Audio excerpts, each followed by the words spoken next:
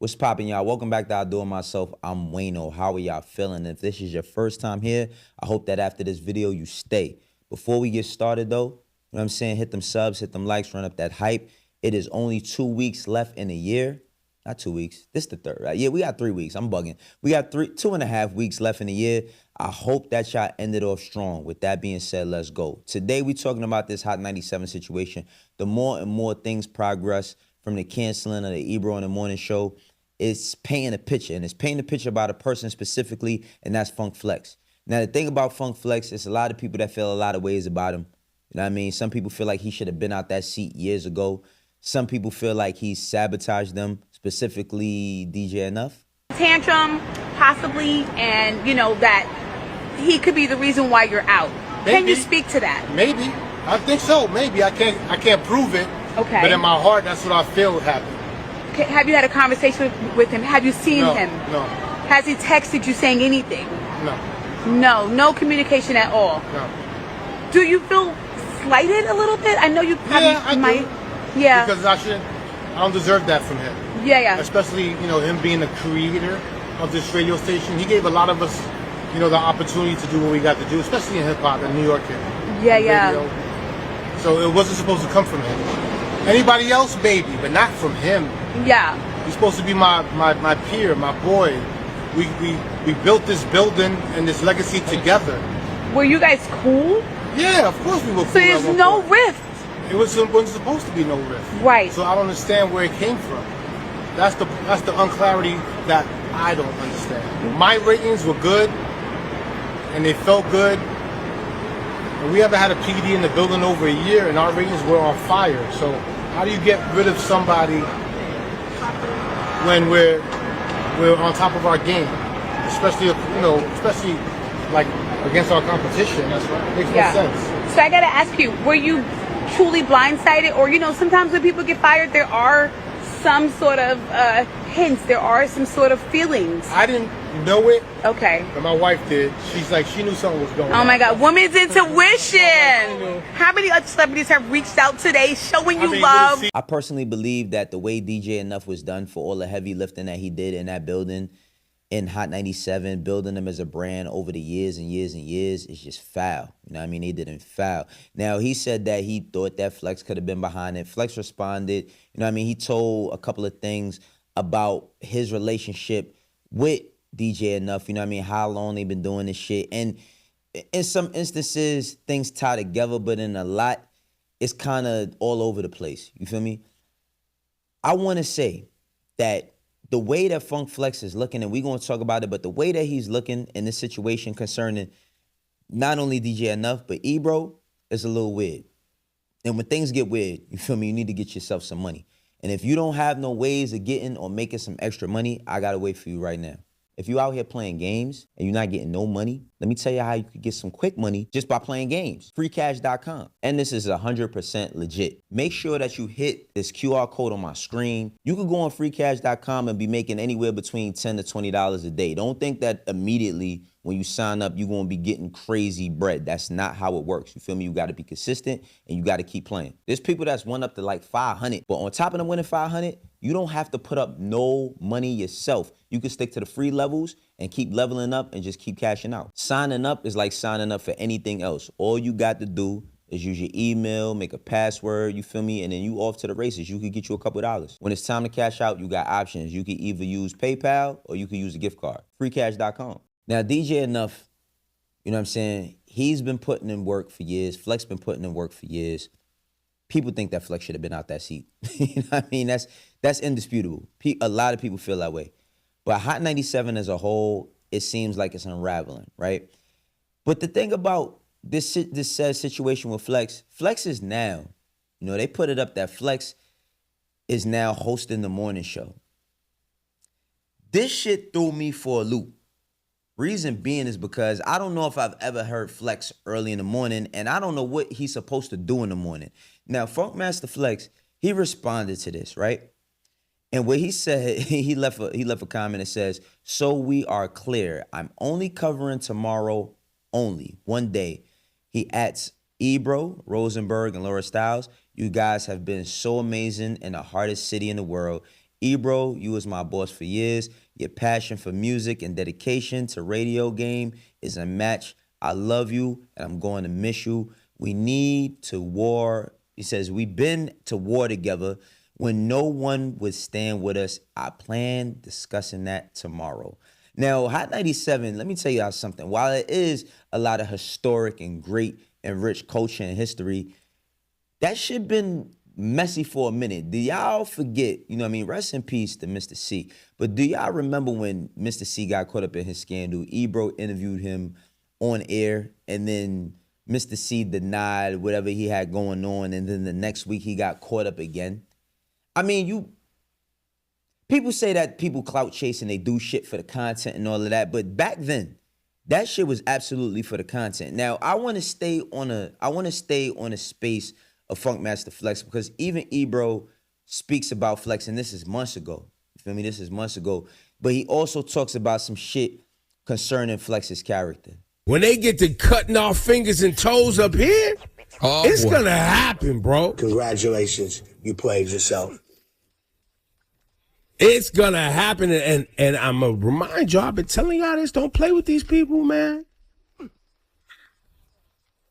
Don't play with these people if you're worried about your mortgage and all of that. Flex going to do the song and dance. What'd he say last night? Make radio great again. He knows that acronym is music to the venture capitalist's ear. Ooh, you doing a little Trump talk? They love that. I thought that comment was very, very, very interesting. Flex gonna do that song and that dance. He basically called them honey cut from Bamboozled. Now, I don't know if y'all ever seen the movie Bamboozled. You know what I'm saying? That Spike Lee directed. It was about a modern day minstrel show where black people dressed up in blackface and basically degraded themselves, you know what I'm saying, in front of the camera for everybody to see. Now, Honeycut is this one scene. It's a dude named Honeycut. You got Mantan and Sleep and Eat. And it's this one scene where Michael Rappaport is the CEO. And he says, like, Mantan basically drops out of it, right? And he says, I don't care. I'm going to put my nigga Honeycut in that situation. And when I ain't gonna lie, when I went back and I watched this, I said, damn, to say that Flex gonna do the song and the dance for a corporation that is basically done kicked all y'all niggas up out of there, because let's be clear, they canceled this show, basically meaning that they fired them, right? First, it was DJ Enuff. I feel like DJ Enuff should never be in a situation, none of these people should never be in a situation where their legacy looks funny, you know what I mean, due to the business of the public, right? Like, DJ Enuff should be able to ride, pause, should be able to go out gracefully on a horse, you know what I mean, into the sunset, that analogy, you know what I'm saying? He was basically, you know, spoke about Funkmaster Flex sabotaging or catching the attitude, and they've had, like, they problems and they spats back in the day. Funkmaster Flex took a situation with Hot 97, I believe, while DJ Red Alert was at Kiss FM, and DJ Red Alert brought in DJ Enuff. All of these dudes been putting in work for years. I will say this, all of that putting in work for years shit is cool, but we're talking about these people who have had these positions for 30 decades upon decades. Funkmaster Flex has had the same job from when I was in middle school. I'm about to be 43 in 2 weeks. You know what I'm saying? Like, that just goes to show you that I don't think that as a culture, as a brand, they groomed people to be the next after them. But here's some more Ebro speaking specifically about the inner workings of Hot 97, what they going through, that type shit. It's a clean word. It's clean. And then we hear about Enuff having his last show on Friday. Shout to Khaled and Fat Joe and everybody came through, celebrated. It was beautiful. Yeah. But then Enuff start blaming Funk Flex. Funk Flex got me fired. TMZ. Then Flex was on last night saying, I love Enuff. That's not what happened. You got snakes in your crew. Right. The reason I'm hitting all of us with the button is because while we're going at each other, creating all this entertainment and engagement, y'all know if we're staying on till 11 and Nessa comes on at 1 o'clock and they threw Drewski in the mix for 2 hours, they was clipping the whole thing from the beginning. So people could be mad at each other and point fingers and all that other stuff.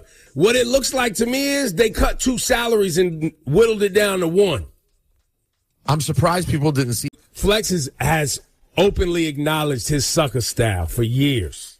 All Flex cares about is being on this radio, being in the clubs. He loves being a DJ. They hate the fact that I get on here and talk about the fact they ain't invested in studio. The new owners here at Hot 97, they can start coming for us real quick because I know they look at this line. They look at the amount of money they paying for this show every month. And they trying to figure out a way to get rid of some bodies up here. And the fact of the matter is that the more, well, and this was months ago, but the more he talked about it, I know that I'm not going to say that they don't have love for one another, but end of the day, it looks like Flex is kind of like the spook that sat by the door, but didn't, do it for a greater cause. It looks as if they're painting the picture of Flex being the snake, regardless to if you want to acknowledge that or not. Keep it 100. Hot 97 as a staff, label, and a motherfucking crew has been on a chopping block for years. I think that not only New Yorkers, but people everywhere have had problems with them. From the whole thing about the Tupac shit, you know what I mean, with Funkmaster Flex, how he's going so hard on not letting people be up on his freestyle platform, you know what I mean, specifically in the city. How Ebro and them used to run kind of like a gauntlet in order for you to be up on that platform. And I mean, don't get me wrong, like, yeah, they championed Rosenberg at one point in time to champion new artists and all of that, but they shit came on at 2 o'clock in the morning on like Sunday or something like that. You feel me? K-Slay put in a lot of work to put on a lot of new artists. Rest in peace to him. But DJ Enuff, he talks a little bit more about that. But before we get into DJ Enuff's situation, you know what I mean, nobody likes this. But if you've been sitting on here, you know what I mean, watching this video, you should have hit like by now. And also, you know what I mean, make sure that you are protecting yourself whenever you may have some sort of bad situation. If you want to be the best rapper, you got to have the best bars. Just like Morgan & Morgan is America's largest injury law firm. Morgan & Morgan is America's largest injury law firm. They gotten over $25 billion with more than 500,000 clients. And the results speak for themselves. A client in Pennsylvania got $29 million after being offered only $500,000. Another client in Florida got $20 million after being offered 0. Morgan & Morgan been fighting for the people for over 35 years. It's like hiring a legal army that's always going to ride for you. If you get injured by somebody else's negligence, then you deserve to be paid. Not all law firms is created equal. Hiring the wrong one could cost you. If you get injured, you could check out Morgan & Morgan. Their fee is free unless they win. Now back to DJ Enuff. Here's a clip of DJ Enuff talking about his differences with Flex, and this was at another time, but he basically breaks down why he started his own DJ coalition, you know what I mean, with heavy hitters, as opposed to the big dog pit bulls that Flex was running with. So what made you want to formulate people would say the supreme team of DJs? Like, it's real simple. At the time, Flex had a crew. He didn't want me down with his crew. So one of my guys was like, all right, forget it. Create your own thing. And I did. There would be no heavy hitters. Flex would just invite me to his crew. But then at the same time, I'm glad because now my crew is pretty tough. Mm-hmm. Very tough. I think one of the greatest in the game. I'm pretty sure y'all doing a great job. But, keep that ego in check, especially working together, working under the same camp. Me and Flex fight all the time. I'm trying to be kumbaya. But, no, hold on, yo. But we have a certain amount of respect for each other. And there's sometimes, there's moments where I think he crosses the line or I might cross the line. But it's all in competition. You think Shaq and Kobe didn't have competition? I ain't gonna lie, man. Flex, I'm interested to see what he says, you know what I mean, this morning. I'm really interested to see what he says this morning because no matter what, you look at this shit from every single angle. Every angle. I feel like Flex has turned on a lot of the artists that he supported early on, and it was due to exclusivity. That's all this shit is about. is due to access and exclusivity. When DJ Clue was over at Power 105, I believe he's still at Power 105. I mean, I don't have access to Power 105 anymore, but I believe he's still there. But when he was over there, they were always having this back and forth, back and forth, back and forth. And it was like, if you over there, you can't come over here. If you go give them the exclusive, you can't do nothing with us. And I just felt like, who suffers through all of this shit? We talk about New York and New York hip hop, and a lot of people blame Ebro being the program director. I mean, Drake is happy that Ebro and them is not there. He posted an emoji, you know what I mean, of an axe. And I think that that's fair. Reason being is because, you know, when it was convenient, he was disrespected. You know what I'm saying? When it wasn't, he was beloved. But New York for a second. People credit Ebro for destroying New York hip hop. I don't know if I would go as far to say that Ebro destroyed New York hip hop.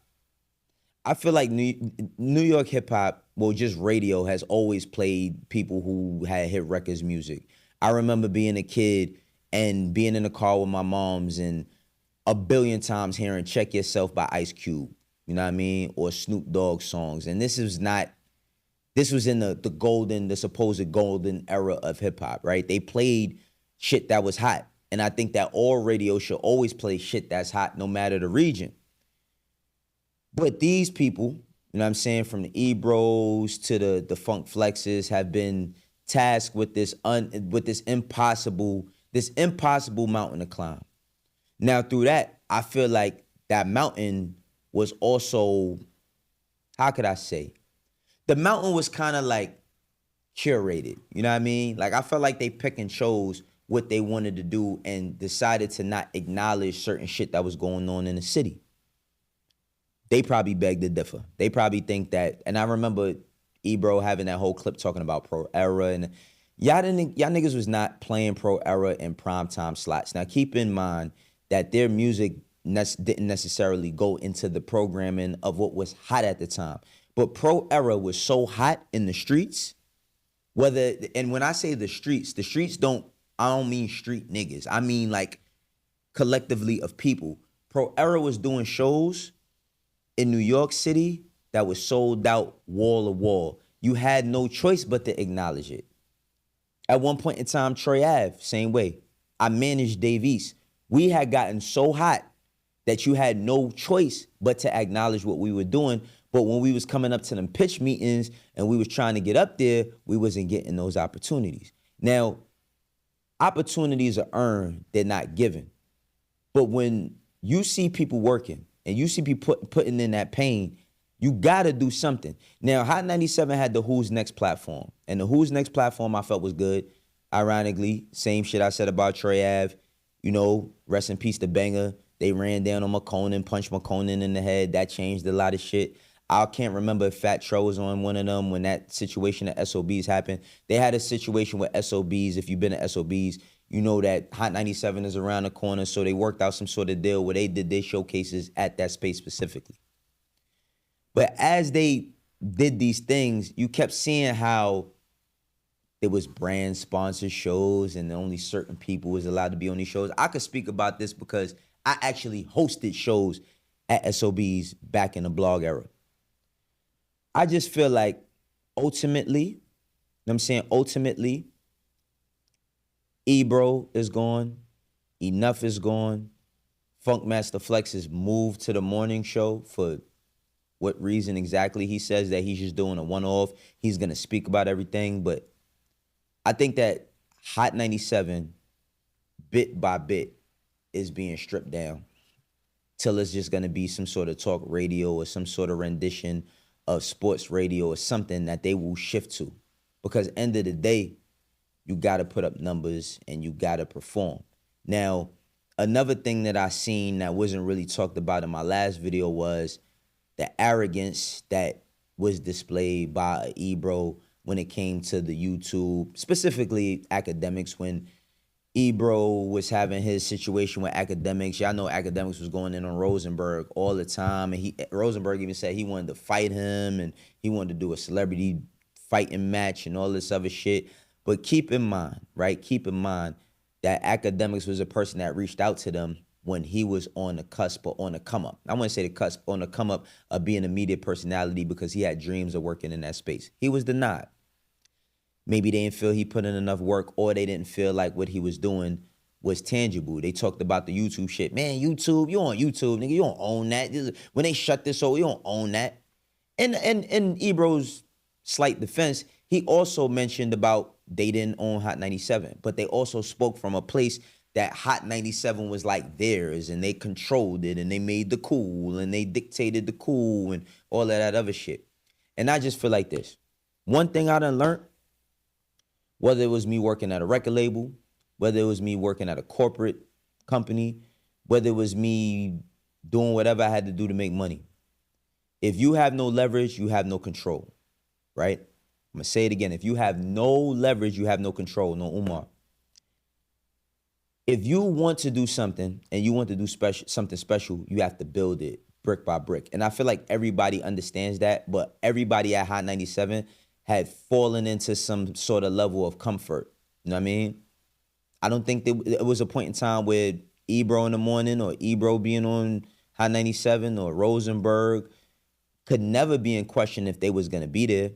But shit shifts and shit changes. And I've learned the hard way. Trust and believe. Some people got to get hurt to learn. And I done got my ass beat figuratively, not literally, in order to learn. You know what I mean? You go through these things and you figure out ways to adjust. And through that adjustment, that shit is not easy. But at the same time, it's like, if you have a job, if somebody's employing you, don't ever think it can't be you. That's one thing that everybody got to learn. It can always be you. You always on the chopping block, because guess what? Corporate only cares about their bottom line. Corporate is not about culture. Now, culture moves the needle, but there's no like definitive way to define it in the sense of business. We know that culture makes everything cool, and they come and they grape and pillage everything that builds culture in order to package it to the consumer and monetize it. But while we sitting here making all these spaces cool, what are we taking away from the shit? What are we bringing back to us? I would advise every single person that's in some sort of media space, corporate job, whatever, to start growing some sort of level of independence. Because tomorrow might be your ass and Christmas is around the corner. This is how I do it myself. For the ones that rock with me, know how we doing. For the ones that don't, eventually will. I will catch you on the next one. Peace. Funk Flex, you better say something today, though. This is an idea that was in my mind, and then I communicated it to the person who does my logos, and I told them, and we got this. Then it went from me having a logo to put on my channel to me actually having product, and that's why I'm doing this. And then we got the Family First edition, is to basically solidify that blood makes you related. A bond makes you family, you feel me? And with this Family First piece, when you get one of these, just know that when I start doing this live, if you purchase the Family First piece, then that gives you perks at the live show. You know what I mean? You might get a discount on the tickets, all that. So my whole idea for doing this, man, was to just inspire others that if you have an idea, if you have a thought, if you have something, you know, that you're working on or want to work on, and you might be frightened about it, you might be, you know, second guessing or doubting yourself, don't. Just do it. You know what I mean? I'll do it myself.